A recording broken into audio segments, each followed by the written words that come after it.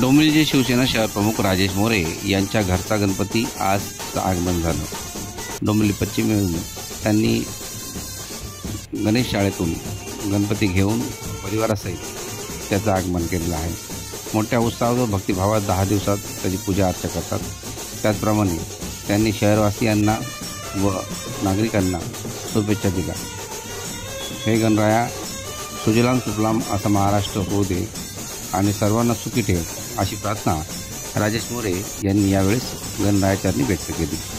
Bureau report, Dombivli fast.